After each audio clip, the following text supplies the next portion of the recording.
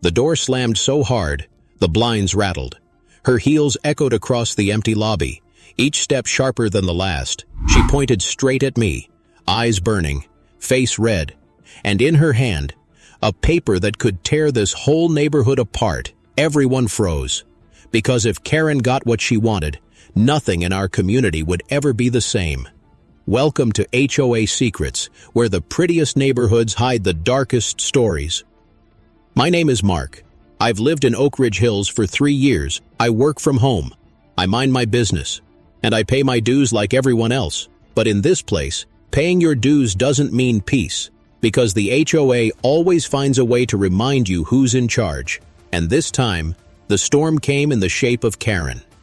The storm came in the shape of Karen. And I should have known that morning would change everything. The air inside the HOA office felt heavy, almost like the walls were waiting for drama. The fluorescent lights buzzed above me. The fake flowers on the desk looked too perfect, too clean. I was standing behind the counter, shuffling some papers, trying to ignore the fact that this neighborhood was built on rules and fear. Then the door burst open. Karen's perfume hit first, strong, sharp, like she wanted to announce herself before speaking. Her heels clicked across the tiles, each step a threat, and then her voice cut through the silence. I need a 6-month pass, and I need it now. She wasn't asking. She was demanding. Her face was red. Her hand gripped a paper so tight the edges curled. Her eyes locked on me, like I was the only thing standing between her and the crown. Now, you need to understand something about Oak Ridge Hills. This place looks like a dream from the outside. Trimmed lawns, quiet nights, kids riding bikes in straight lines down the sidewalks. But on the inside, it's a stage, and the HOA pulls all the strings. They decide what color your door can be. They measure your grass, literally with a ruler. They even fine you if your trash can is visible a second too long. It's not a neighborhood. It's a performance. And Karen, she wasn't happy being part of the audience anymore. She wanted to run the show. I watched her slam the paper down on the counter. The sound echoed through the office, like a gavel hitting the table in a courtroom. She leaned forward, her blonde hair falling to the side, her perfume filling my lungs. Her finger pointed so close I could feel the heat off her anger. "You know the rules," she said. 6 months, no less. No excuses. But here's the problem. There was no such thing as a 6-month pass, not in the handbook, not in the bylaws, not in any dusty file sitting in the HOA drawer. She was inventing something, out of thin air, and she expected me to play along. I stayed calm. Or at least I pretended to, because in Oak Ridge Hills, calm is your only weapon. If you show fear, they win. If you show anger, they fine you. So I just stared at her, waiting for her next move. Her hands shook as she adjusted the paper. And for a moment, I wondered if this was really about a pass at all. Maybe it was about power, control, ego. Maybe it was about showing everyone that she could bend the HOA to her will, behind her, through the glass wall. I saw neighbors slowing down to watch. Mr. Phillips from across the street, the one who once reported me for having my Christmas lights up too long, and Mrs. Green, the queen of complaint letters. Their eyes followed Karen like she was a show. And maybe she was, a performance of rage in the middle of a quiet suburban morning. I cleared my throat and said the only words I could manage. "There is no 6-month pass." Her eyes widened, her lips parted, and then she laughed. And not a normal laugh, but one of those sarcastic laughs that cut deeper than words. She leaned even closer and whispered loud enough for everyone to hear. "There is now." The room froze. Even the buzzing lights seemed to go quiet, and for a second, I wondered if maybe she was right. Maybe the rules didn't matter anymore. Maybe the HOA handbook was just paper, and Karen was about to set it on fire. I stood there, heart pounding, thinking about what would happen if I gave in. Would the board back me up? Would they stay silent? Would the neighbors cheer? Or would Karen walk out of that office with more power than ever before? Her paper shook in her hand. Her perfume still burned my nose, and her eyes, those cold eyes, told me one thing. This wasn't the end of the argument. This was the beginning of a war. I leaned back in my chair, took a slow breath, and wondered to myself, if Karen could invent her own rules, what would she demand next? The silence after Karen's words was heavier than the paper she held in her hand. "There is now," she said, like she was rewriting the entire HOA book in that one sentence. I didn't move. I didn't speak, because sometimes silence is more dangerous than words, and Karen knew it. Her smirk spread slowly. Her finger tapped on the paper like she was the judge, the jury, and the executioner all rolled into one, and just outside the glass. More neighbors had stopped to watch. They pretended to check their mailboxes, to tie their shoelaces, to adjust their sunglasses. But their eyes were glued to us. Oak Ridge Hills was a neighborhood built on gossip, and Karen had just given them a feast finally. I found my voice. "There's no 6-month pass in the bylaws," I said again. Calm, flat, like the words could shield me from her fire. Karen leaned closer, her breath warm on my cheek, her voice dripping with poison. "Then maybe it's time we add one." And just like that, I knew she wasn't asking for a pass, she was asking for the throne. That night, I couldn't sleep. The sound of that door slamming, the image of her finger pointing at me, it played on a loop inside my head. I tossed and turned, staring at the ceiling, thinking about what was coming, because when Karen made a demand, she didn't stop until she got it. The next morning, flyers appeared on every door, white paper, bold red letters. "Special meeting, HOA rules review." At the bottom, Karen's name was printed in perfect black ink, not the board's name, not the president's name, just hers. By noon, the neighborhood was buzzing. Neighbors whispered at the mailbox. Kids carried flyers like invitations to a party. Everyone wanted to see what Karen would do next. The meeting was held in the community center, a room too clean, too white, with folding chairs lined up like soldiers ready for war. I sat near the back, watching as people filled the seats. Mr. Phillips in his brown suit, Mrs. Green clutching her notebook, couples whispering in each other's ears, and then Karen walked in. Not storming this time, gliding, like a queen entering her palace. She wore a pink blouse again, the same one from the office, but now tucked into a skirt that shimmered under the fluorescent lights. Her smile was wide, but her eyes were daggers. She took the stage without waiting for the president to introduce her. She didn't need permission. She already owned the room. "My neighbors," she began, her voice smooth, almost sweet. "We have lived too long under outdated rules. Rules that limit us. Rules that hurt us." I could almost hear the board members grinding their teeth, but they stayed silent. Karen had the microphone, and no one dared to take it away. She held up the same paper she slammed on my desk. "This is a 6-month pass," she said. "Temporary relief for those of us who need flexibility, freedom, fairness." The crowd murmured. Some nodded, some frowned. But everyone listened. I sat there, heart racing, wondering if anyone else noticed the irony. She was calling it freedom, while planning to chain us all under her power. The board president finally stood, a tall man with silver hair and a stiff smile. "Karen," he said, "there is no such thing in our bylaws." But Karen didn't flinch. She turned her smile on him, like a cat playing with a cornered mouse. "Then let's change the bylaws." Gasps echoed through the room. People whispered, some clapped, and I realized she wasn't just demanding a pass, she was staging a takeover. Days turned into weeks. The community divided like never before. Karen's followers called themselves the Progress Group. They held barbecues, passed around petitions, wore little pins shaped like keys. They said the key was freedom, but everyone knew it was really Karen's key to control. The rest of us, the quiet ones, felt the pressure. Notes appeared on our doors. "Why do you resist change? Don't you want freedom too?" It felt less like a neighborhood and more like a cult. I tried to keep my head down, water my lawn, smile at neighbors, pretend everything was fine.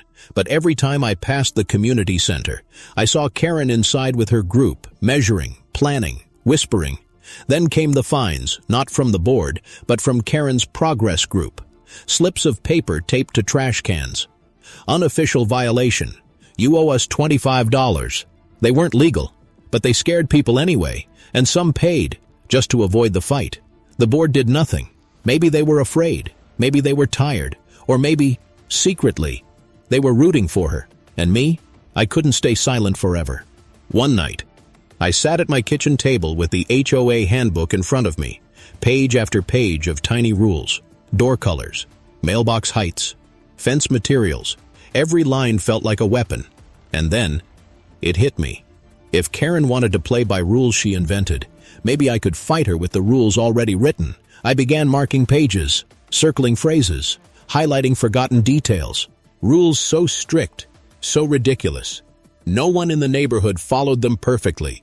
By the time the sun rose, I had a plan to fight her not with anger, but with compliance. Perfect, painful compliance. The next day, I put my plan into action. I followed every rule to the letter. My lawn was trimmed exactly 2.5 inches. My trash can rolled in within 60 seconds of pickup. My mailbox measured exactly 42 inches from the curb. I documented everything with photos, timestamps, proof, and then I started watching others, including Karen. Her mailbox, 40 inches. Violation. Her lawn, 3 inches. Violation. Her trash can, left out for 2 minutes. Violation. I sent the photos anonymously to the board. Every day, every violation, every detail. Karen wanted rules.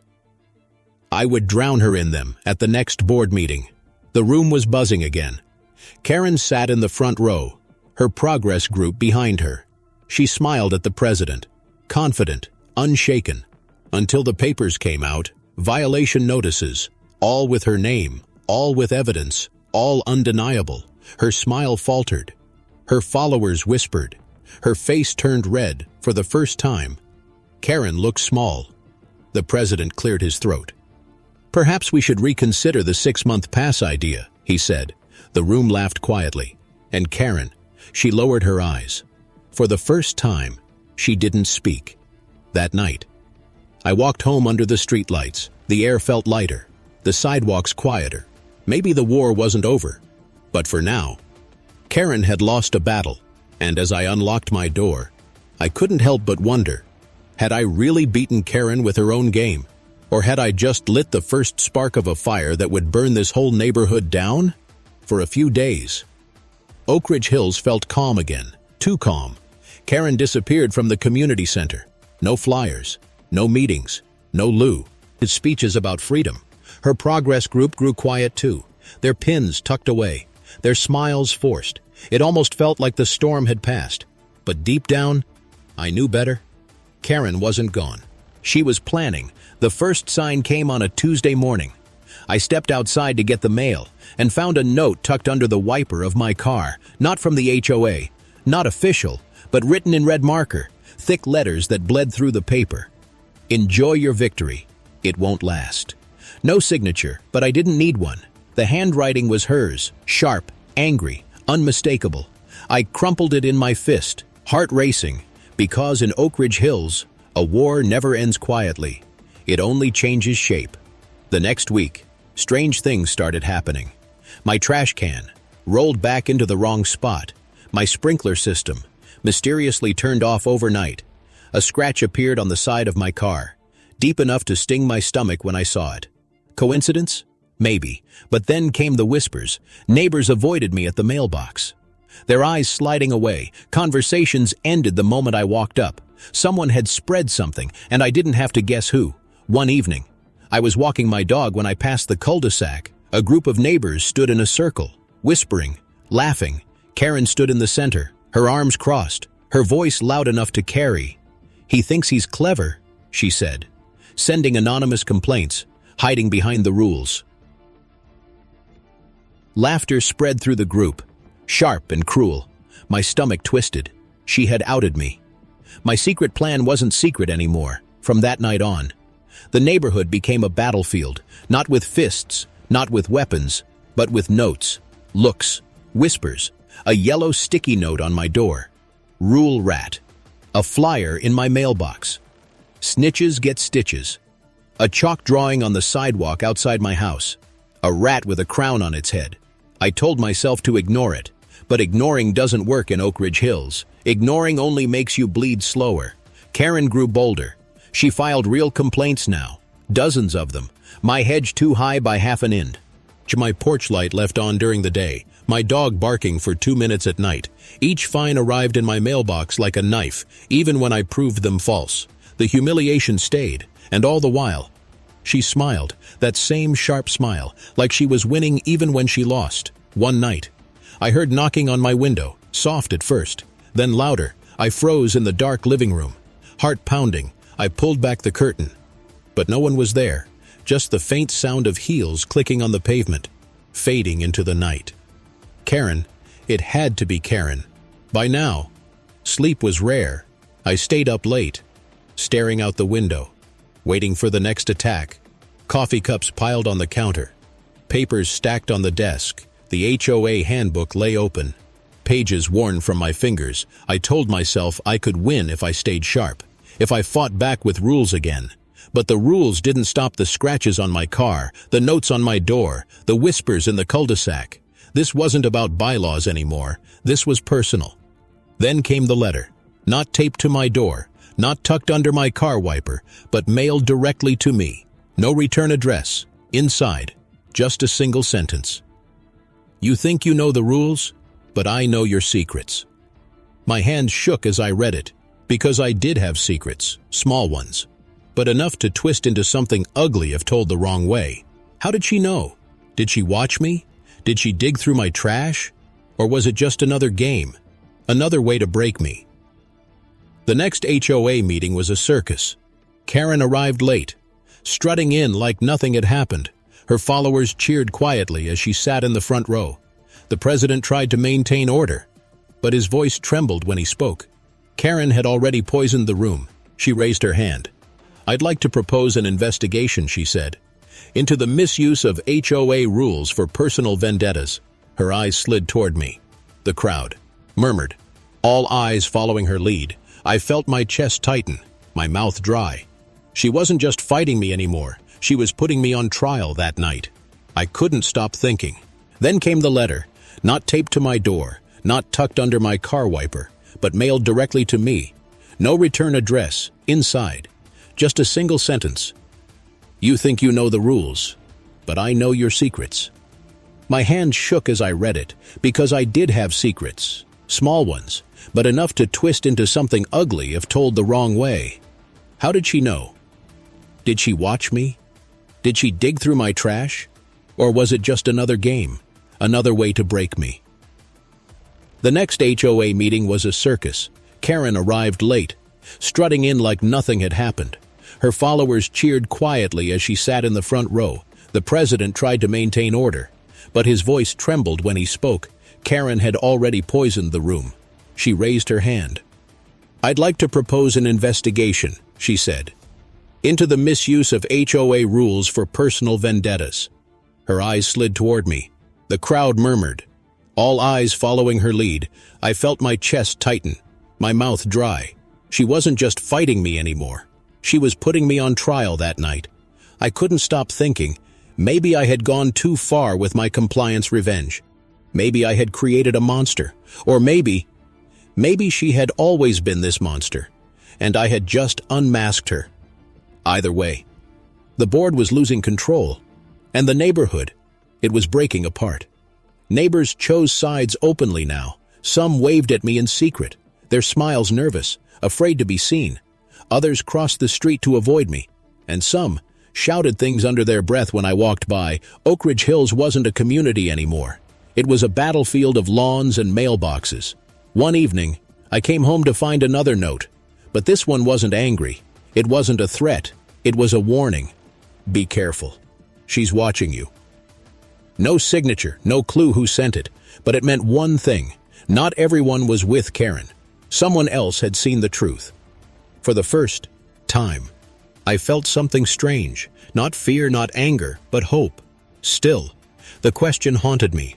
Every time I closed my eyes, I saw Karen's smirk.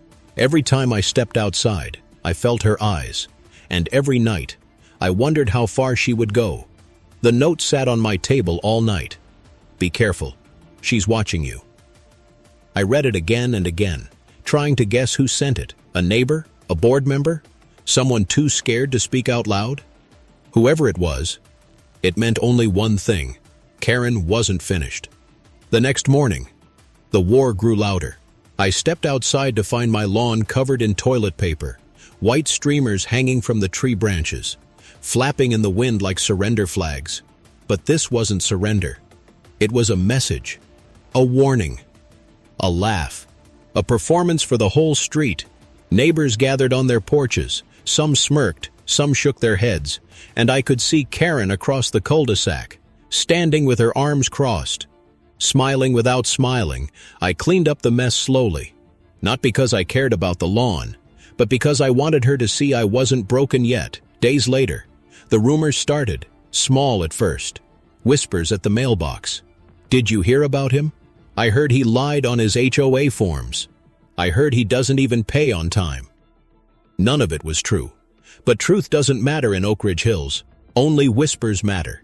And Karen was the queen of whispers. I saw the way neighbors looked at me differently. Their eyes narrowed, their smiles stiff, and I knew. The smear campaign had begun.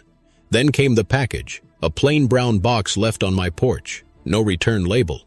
Inside, a broken mailbox flag, painted black, bent like a snapped finger. I stared at it, heart pounding, because in our neighborhood, a mailbox wasn't just a mailbox, it was identity, it was status. It was the HOA's holy symbol. Breaking it, painting it black, was like declaring war with blood. I loot. Kid across the street, Karen stood at her window, curtain pulled just enough for me to see her smirk. That night, I sat in the dark living room, the clock ticking too loud, the silence pressing on my ears. Every shadow outside felt like her.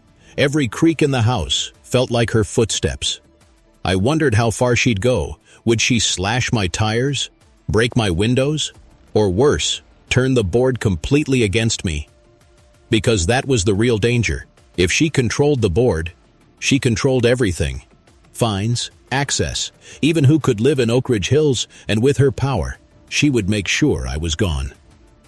The next board meeting was chaos. The room packed, neighbors whispering, some glaring at me openly. Karen walked in late again. But this time, she carried a folder thick with papers. She dropped it on the table with a loud thud. "These," she said, "are the violations of one man who thinks he is above the rules." And she looked straight at me. She listed them out one by one. My porch light left on past sunrise. My trash can placed 2 inches too close to the curb. My hedge trimmed on the wrong day. Each one backed by photos. Evidence.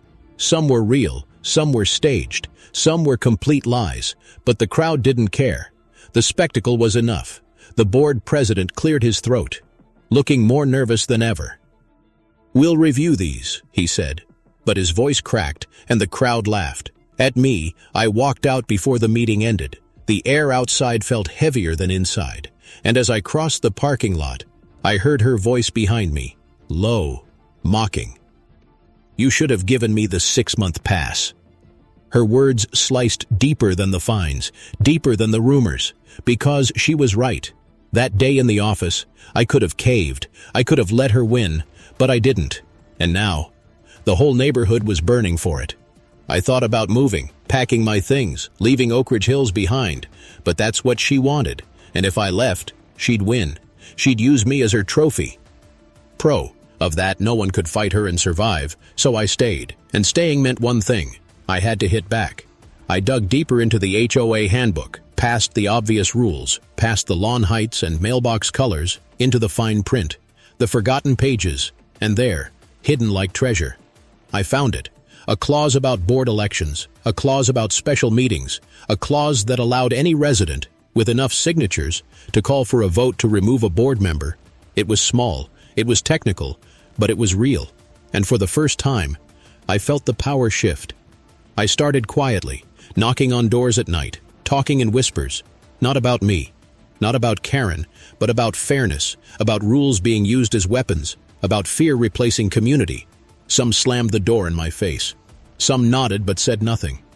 But a few, a precious few, listened. And slowly, the signatures came, one by one, hidden in envelopes, slipped under my mat, dropped into my mailbox when no one was looking. The tide was turning, but it was dangerous, because Karen knew, of course she knew, and she made sure I felt it. a dead plant left on my porch, a photo of my house, taped to my door with red circles drawn around it, a voicemail with nothing but breathing on the other end. She wasn't trying to scare me anymore. She was warning me, stop, or else. But I didn't stop. I couldn't.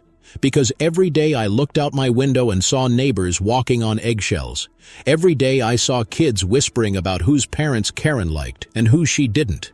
And every day I felt the neighborhood slipping further into her grip, so I pushed harder. And finally, I got enough signatures, enough to demand a vote, enough to put Karen's seat on the line. The announcement went out. Special election, board member review. The flyer looked official because it was. Her face turned red when she saw it. Her eyes found me across the street, and or the first time. She didn't smirk. The battle lines were drawn, half the neighborhood with her, half with me, and the rest, waiting to see who survived. The night before the vote, another note appeared under my door. This one wasn't a threat. It wasn't a warning. It was a question. Do you really think you can beat her? I stared at it for a long time, because the truth was, I didn't know. Karen had power. She had followers. She had fear on her side, but I had something else. I had rules. I had signatures. And maybe, just maybe, I had justice, the day of the vote. The community center filled like never before, chairs scraping, voices buzzing, papers shuffling. Karen walked in with her progress group behind her. I walked in alone. The board president raised his hand. "Tonight we decide the future of Oak Ridge Hills," he said, and the room fell silent. Karen's eyes locked on mine, cold, sharp, unblinking, and in that silence, I wondered, would this vote free us from her grip, or had I just walked into her trap? The community center smelled of burnt coffee and fear. Rows of folding chairs scraped against the tile as neighbors shifted nervously. The air was thick, not with heat, but with tension. Tonight wasn't just a vote. It was a battle for the soul of Oak Ridge Hills. Karen walked in late. Of course, her heels clapped against the floor like a gavel. Behind her came the progress group, wearing their little key pins again. Their eyes scanned the room like soldiers ready for war. I sat near the front, alone, no pins, no army, just the stack of signatures in my hand. My heart beat louder than the chatter around me. The board president raised his hand for silence. "Tonight we decide whether board member Karen retains her position," he said. His voice shook, but his eyes betrayed something else. Relief, because whatever happened tonight, at least the decision wouldn't rest on him. Karen stood first. Of course she did. She didn't wait for permission. She never did. "My neighbors," she began, her voice honey-sweet. "You, to us. All know me. I have fought for this community. For fairness, for freedom." Murmurs of agreement spread through her group. She smiled wider. "And yet," she continued, her eyes cutting toward me, "some would rather drown us in outdated rules, punish us for living our lives, and turn neighbors against neighbors." The crowd shifted uncomfortably. Some looked at me. Others looked away. Karen's words slid through the room like poison. Then it was my turn. I stood slowly, my hands trembling, but my voice steady. "I never wanted war," I said. "I only wanted peace, fairness, real fairness." I held up the HOA handbook, the same one I had studied for weeks, its pages torn and marked. These rules weren't made for power games. They were made for community. Karen laughed, sharp and cold. "Community? You call filing complaints on your neighbor's community?" Her group clapped, jeered, but I didn't flinch. "I didn't create the rules," I said. "You did, when you demanded a 6-month pass that never existed. When you fined people for trash cans and lawns while breaking the rules yourself." The room went quiet. Karen's smile cracked. Just for a second, and in that second, I knew I had struck something deeper. The board president called for the vote. Each household had one ballot. Folded slips of paper dropped into the metal box at the front of the room. The sound of paper hitting metal echoed like gunshots, one by one. Neighbors walked past Karen and me. Some avoided eye contact. Some smiled weakly. Some whispered, "Good luck," under their breath. And then it was done. The box full, the air heavy. The president carried the box to the table. He opened it slowly, hands shaking as he unfolded the ballots. Karen leaned forward, her eyes sharp. I leaned back, my chest tight. The first ballot, remove. The second, keep. The third, remove. The room buzzed with whispers, the pills. It grew, remove, keep, remove. Karen's smile faded and returned, like waves crashing against rocks. And me? I couldn't breathe. Finally, the last ballot was counted. The president cleared his throat, sweat beading on his forehead. The results are 28 for removal, 27 for keeping. Gasps filled the room. Karen's face went pale. Her progress group erupted with shouts, disbelief, anger. But the rule was clear. She had lost.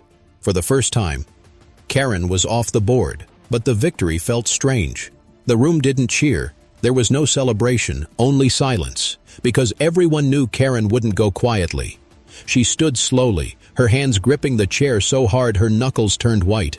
Her smile returned, but it was wrong, twisted, sharp, dangerous. "You think this changes anything?" she whispered, her voice low, but loud enough for the whole room to hear. "You think you've beaten me? This is only the beginning." And then, she walked out, her heels echoing like thunder. That night, Oak Ridge Hills felt different. The streetlights seemed dimmer, the silence thicker. Every shadow looked like her.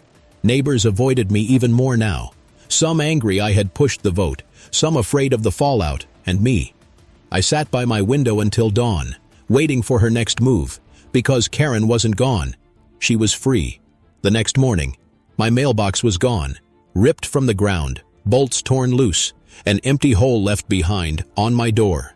A spray-painted word in red, traitor.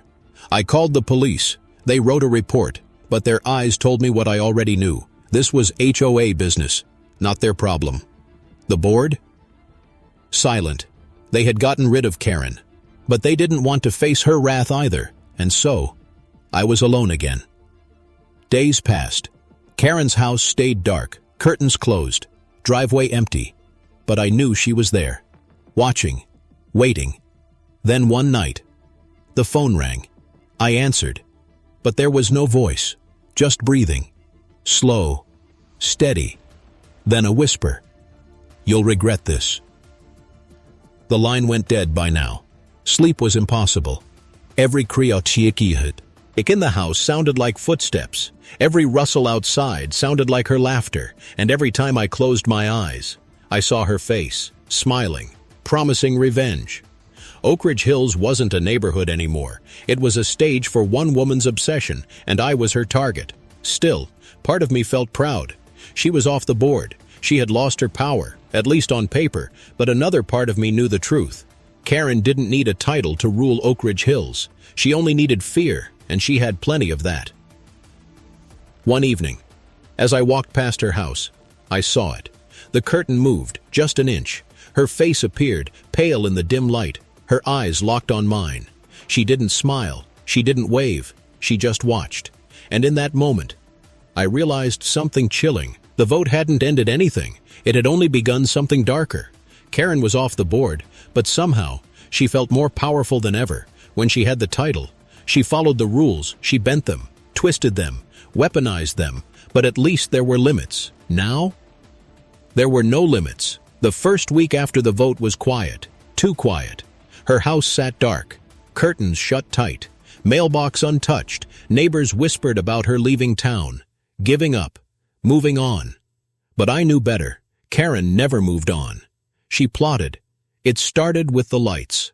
One night, all the streetlights on our block went out. Every single one. The street fell into darkness. Pitch black.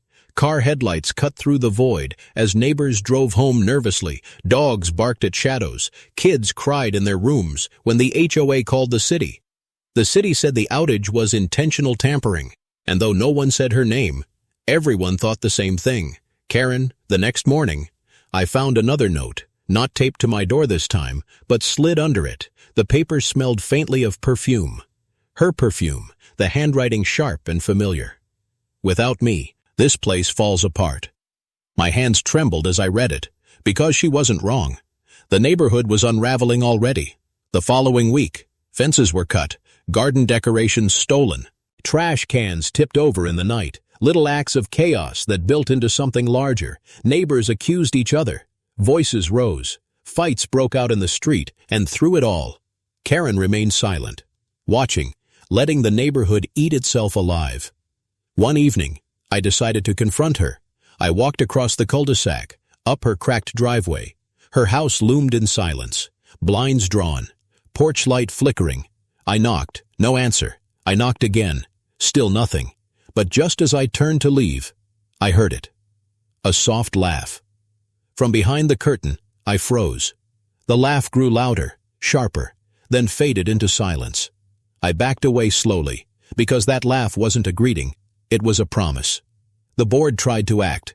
They sent out letters urging calm, reminding everyone that Karen was no longer in power, but the letters only fueled the fire, because Karen's followers, the Progress Group, began sending letters of their own, anonymous, threatening, accusing. One morning I opened my mailbox to find a photocopy of my own HOA fines taped to a note that read, "Your time is coming." It wasn't signed, but I didn't need it to be. By now, sleep had become impossible. I kept the lights on at night, sat by the window with coffee, waiting for her shadow to appear. Every sound made me jump. Every silence made me wonder what she was planning next. And yet, part of me felt something worse than fear, guilt, because hadn't I started this? Hadn't I been the one to push back, to file complaints, to force the vote? Maybe Karen wasn't the monster. Maybe I had created her.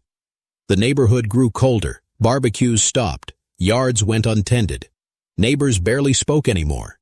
Everyone was waiting for the next strike, and it came sooner than I thought. One night, just past midnight, I woke to the sound of sirens, flashing red and blue lights spilled across my walls. I ran up to Paul, outside barefoot, and there it was, Mr. Phillips' car, on fire. Flames roared from the hood. Smoke curled into the night sky. Neighbors stood in their robes, whispering, pointing, and through the haze, I saw Karen standing at the edge of the crowd, her face lit by firelight, her smile faint, chilling. She didn't start the fire. I couldn't prove it, but the way she stood there, calm, almost proud, it felt like she had lit it with her stare. After that, the board called an emergency meeting. They talked about safety measures, working with law enforcement, community unity. But everyone knew the truth. The HOA had no power anymore. Karen had broken it. And me? I sat in the back of the room, silent, because every word felt useless, every promise felt fake, and every glance from the neighbors screamed the same question. Why did you pick this fight? The days blurred together, fear in the morning, whispers in the afternoon, shadows at night, and then came the package, bigger this time, left on my porch like a gift. I opened it slowly, hands trembling. Inside was a photo of me, taken through my window, me sitting at my desk, unaware, exposed, on the back. 3 words in red ink. I see you. That night, I didn't sit by the window. I didn't drink coffee. I didn't wait. I turned off all the lights, sat in the dark, and listened. Every creak made my stomach twist. Every rustle outside made me sweat, because I knew she was out there, watching, smiling. And yet, part of me wondered something even more terrifying. What if it wasn't just Karen anymore? What if the Progress Group had taken her obsession and turned it into their mission? What if the whole neighborhood was in on it now, playing her game, waiting for me to crack? Because sometimes, it wasn't just her shadow I felt, it was many. I don't know how long I sat there that night. Minutes, hours, time blurred. And in the dark, but one thought kept circling my mind. Karen didn't need to be on the board to control us. She didn't even need to break the rules. All she needed was fear. And she had all of ours in her hands the next morning. I looked at my reflection in the mirror, dark circles under my eyes, hands trembling, smile gone. And I asked myself a question I never thought I'd ask. Was I the last neighbor still fighting her? Or was I the last neighbor she hadn't broken yet? By now, I barely recognized Oak Ridge Hills. The perfect lawns looked tired. The mailboxes leaned like crooked teeth. The silence wasn't peaceful anymore. It was heavy, poisoned, and at the center of it all was Karen. For weeks, she had ruled from the shadows. Notes, packages, whispers, her progress group moving like ghosts, the board paralyzed, the neighbors divided. But something in me snapped. I couldn't keep waiting for her next move. I had to end it. One way or another, the opportunity came at dusk. A flyer appeared on every door. No HOA logo, no official seal, just 5 words printed in bold black ink. Community gathering at my house. Karen's address was listed at the bottom. No explanation, no reason, but everyone understood. It was a summons. That night, the street filled with cars. Engines hummed as neighbors parked along the curb. People walked in groups, whispering nervously. Some carried lawn chairs, some carried notepads. All carried fear. And me? I carried nothing but resolve. Her house glowed in the darkness. Every window lit, curtains wide open for the first time in weeks. The front door stood open. As if daring us to enter, we stepped inside cautiously. The living room was staged like a meeting hall, chairs in neat rows, a podium at the front, and behind it, Karen. She looked different that night. Her pink blouse replaced with black, her hair tied tight, her eyes sharper than I'd ever seen. She didn't smile. Not this time. "Welcome," she said softly. Her voice carried through the room anyway. "You voted me out. You thought you had won. But look around." She spread her arms wide, and I realized the truth. Nearly the whole neighborhood was there. Neighbors who once whispered against her. Neighbors who had signed my petition. Neighbors who had promised support. Now sitting quietly in her living room, like students waiting for a lesson, Karen smirked. "You see, I don't need a title. I don't need a board. I only need belief." Applause broke out, not loud, but enough to shake me. I stood. "I'm not afraid of you," I said. The words sounded braver than I felt. "You've turned this neighborhood into a nightmare." Karen tilted her head. "Nightmare?" she repeated. "No, I've turned it into truth."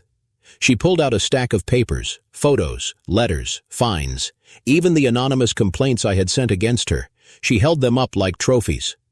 "This man pretends to fight for fairness. But look at him." Her eyes cut into me. "He used the rules as a weapon. He divided us. He made enemies of neighbors." Murmurs spread through the room. I felt their eyes on me, sharp, accusing, doubting. For a moment, I wondered if she was right. Had I really been any better? But then, something inside me flared. I couldn't let her rewrite the story. Not again. I stepped forward. "Yes, I used the rules," I said. "Yes." I fought back. My voice rose. "But I didn't start this war. She did." I pointed at Karen. She stormed into the office. She demanded power. She spread fear. And now she wants you to believe she's the victim. The room shifted. Some faces hardened. Some softened. The tension split down the middle. Karen's eyes blazed. She slammed the papers onto the podium. "You think you can expose me? I've already won." Her words echoed, and for the first time I saw something crack in her expression. Not weakness, not defeat, but desperation. Because deep down, she knew something too, without fear. She was nothing. Then it happened. A voice from the back of the room, shaky, but clear. She fined me for leaving my bicycle in the yard. Another voice. She measured my lawn with a ruler, and another. She made me cry over a mailbox color. The dam broke. Neighbors began speaking one after another. Small stories at first, then bigger ones, until the room buzzed with confessions. Karen's eyes darted back and forth. Her hands gripped the podium, her smirk gone. I stepped closer. "She doesn't own us," I said. "She never did." And in that moment, the room shifted again, this time against her, for the first time. Karen looked small, her shoulders hunched, her mouth opened, then closed, her eyes wet, and then she screamed, "You'll regret this." Her voice cut through the air like glass shattering. She shoved the papers off the podium, scattering them like broken promises, and then she ran, out the door, into the night. Silence filled the room. No one followed her. No one spoke. We just sat there, stunned, because somehow it felt over, and yet It didn't. The next morning, her house was empty, curtains still open, lights still on, but no sign of Karen. Some said she left town. Some said she moved in with family. Some whispered darker theories, but no one really knew. Her progress group dissolved within days. The board stumbled back into control. The neighborhood slowly stitched itself together. But me? I never forgot that night. Her eyes, her voice, her scream. Weeks later, I received one last envelope, no return address. Inside, a single Polaroid photo. My house, taken at night, and on the back, in her handwriting, "I'll be back." I held the photo in my hands, staring at it, feeling the chill crawl up my spine because in Oak Ridge Hills, peace is never permanent. It's only the pause between storms. And Karen was the storm.